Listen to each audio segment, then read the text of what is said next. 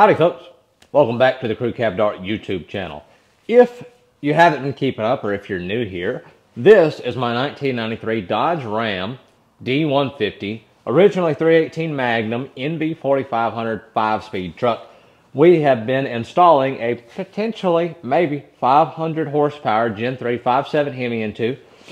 So far in the series, we've had to tear down the 2011 5.7 Hemi because I thought it had a lifter tick. Turns out, dropped a valve seat. Heard that's pretty uncommon for Eagle heads, but this one done it. And we had to get all that repaired. While we were in there, we installed a Comp 270 cam. We installed a Hellcat oil pump, some non-MDS lifters. Pretty well did away with all the MDS systems in the engine. We don't need that where we're going.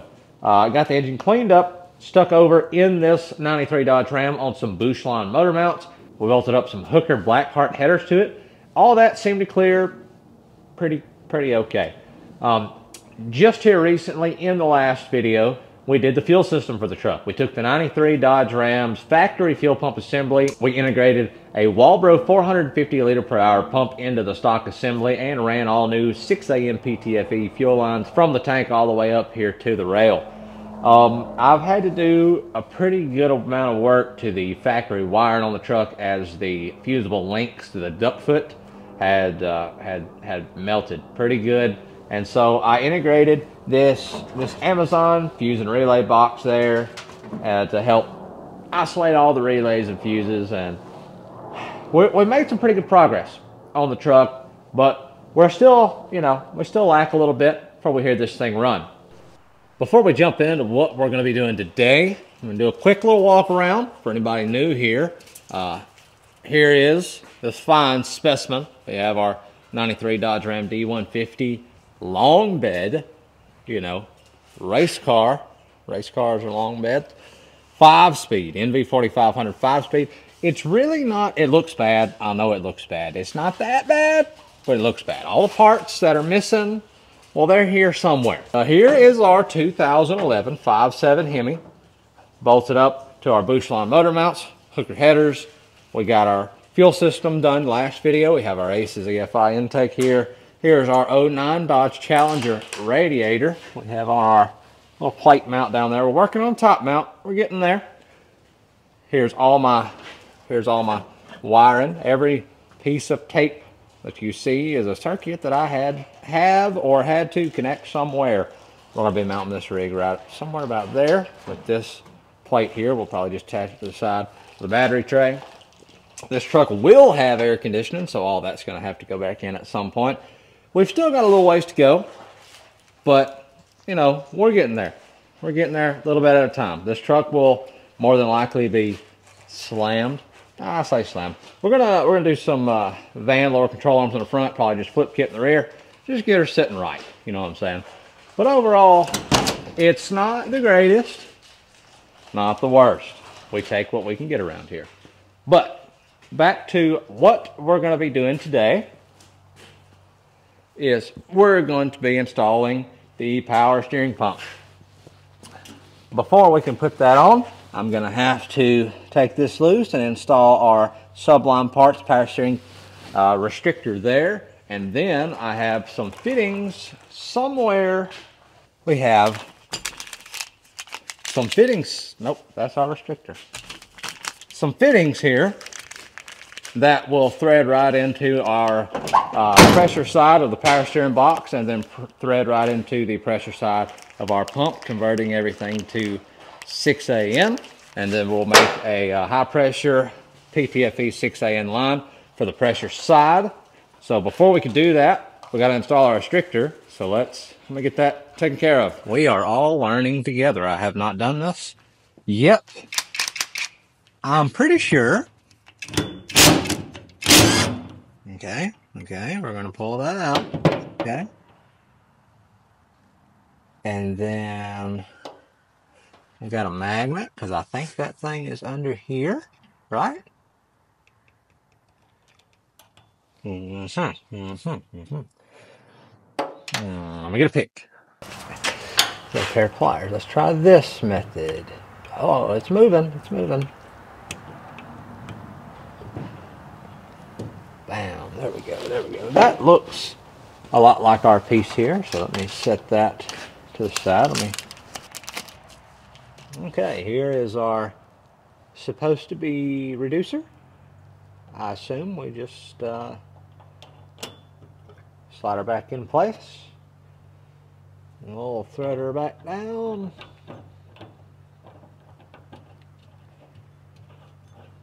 Probably don't need to do this, but we're going to torque it to spec. Now we can figure out which one of these, I think it's going to be this one, which one of these installs here. I think it's this one. We'll have this O-ringed. We may thread tape it. Bam, look at that, look at that. We'll get that tightened up, converted, 6 AM. We're good to go. So we got our power steering pump converted to 6 AM. I decided to do a little rebuilding on it, make it look a little better. And so while that dries up, I have the other fitting here that is needed to convert the whole pressure side to 6 AM. And I'll put a picture up somewhere. This is M18 by 1.5, and then the pump is M16 by 1.5. So this is going to be what the box takes. There's an old pressure line. We'll just thread that right down. Just thread that right in place down there, and then I can get the pump bolted up, and we can get started making the pressure line. Let's see if we can cross thread this mug in place.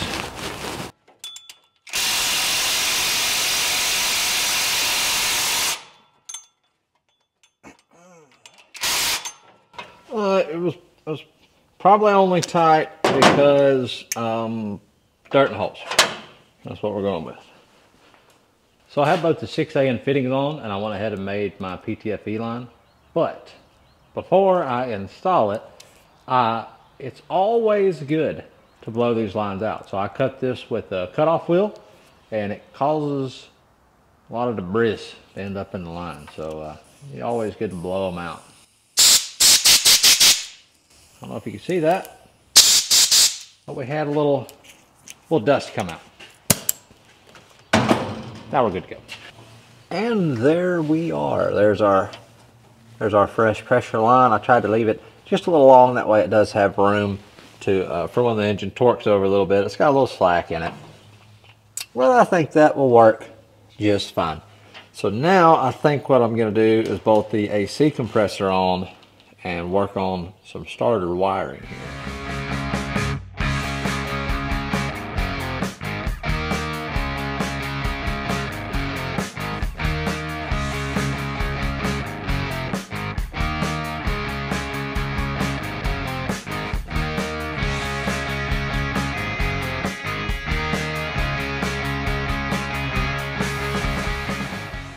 Alrighty, well, the AC compressor's all bolted up. Took a little bit of a wrenching time, nothing too major.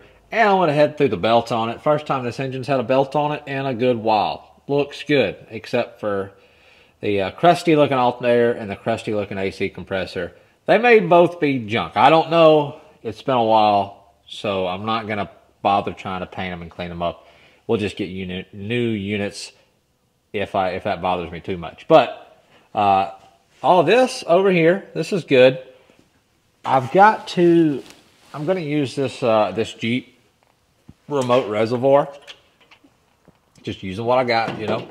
I'll probably end up somewhere over here. Oh, no.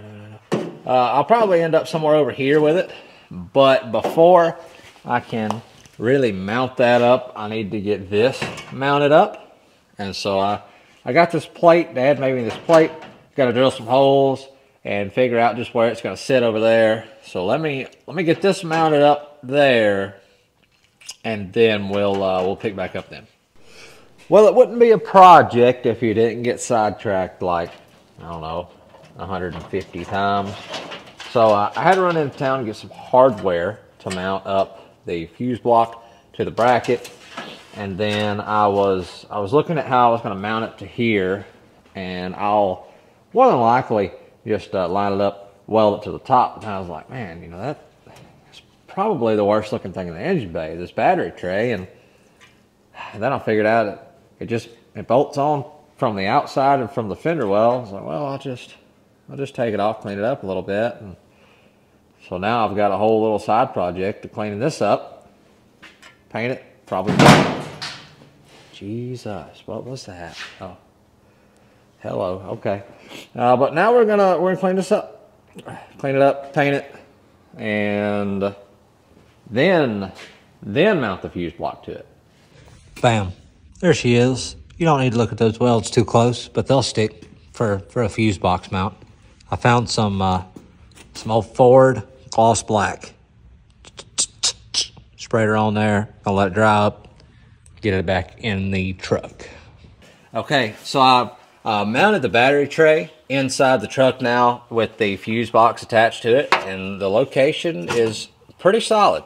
Only concern I have maybe is rainwater coming down through here, but I think I can seal this cap up and it not be too big of an issue. I have gone ahead and off camera tied some of this wiring in with the truck harness. I have some of that tied in, and I have confirmed that when I turn the key with a hot battery, the engine spins over. So that's pretty neat. Which means that I do have the starter bolted up, and I have all my hot battery cable, my negative cable, all that taken care of. I'm running a ground wire from the battery to the engine block, and then I have another one I'll show you under there. I'm actually using a cable off the Jeep that I got the engine out of. One of the engine grounds there. It's going from the block to the frame. Pretty good use of that, I thought. But so far, everything seems to be tying together. As you can kind of see that I have some of the Aces stuff bolted on now. I just kind of have it plugged in and mocked up. I figured since I was, doing all the wiring, it would be a good time to go ahead and mock some of this stuff up. It's all got to come back off and really get tidied up and routed the way I need it to be. But I just figured if I'm doing wiring, I need to try to do it all. I'm kind of thinking of mounting the ECU somewhere right over here. I haven't made my mind up yet. That side of the engine bay is pretty populated. This side isn't. And, I could just kind of run the Aces harness up this way. I'm still undecided if I'm going to try to mount it in the truck under the dash or not. That's what I did in the Dart, but there's a lot of stuff going on under that dash. So, I'm not totally sure yet. For now, I've kind of got it laid out over here, which means I'm going to have to extend my battery, hot, my ground, and all that, all the way back around the firewall to make it nice and clean and get over there to the battery. But all in for mock-up. I'll explain all this Aces stuff in a lot more detail here in a future video. So I had intended to get the cooling system done in this video as well, but unfortunately, USPS decided that wasn't going to happen. I ordered this part 2 weeks ago. It's been lost in shipping, or arriving late, they say. The piece that I ordered was, this radiator does not have a radiator cap or a filler. It was an 1 3/4 inline filler deal. I was just going to have a radiator hose pretty much come up and elbow a 90 this way, and then I'll have my radiator cap and filler right there. I kind of need that to make the upper radiator hose. Now, I do have the lower radiator hose. I'm actually utilizing the Jeep's stock upper radiator hose. You can see that it's kind of long, but hold on. Fortunately, O'Reilly's has this radiator hose repair kit thing. It's just this little sleeve that I can cut this however I need to, whether it be in the middle, and I can shorten it and put this sleeve in the middle of it, and it'll work. It'll work just fine. So that's pretty good. But we're like pretty dang close to hearing this thing run. I still need to purge the fuel system, power steering reservoir. I mean, there's a bunch of little nitpick stuff, but as far as just hearing this thing fire off, we're not too far. But that'll probably be in the Aces video that I make here in the future. So I think that's all that I can do for now if I want to get a video out like soon. So I don't know if I'll ever get that piece from USPS, so I may have to reorder it maybe another week, and I can't do it. But I think that's all I'm going to be able to do for now. So I appreciate you guys for watching. Maybe next time you see this truck, it'll be running. Probably not. But tune back in to see anyway. We'll see you next time.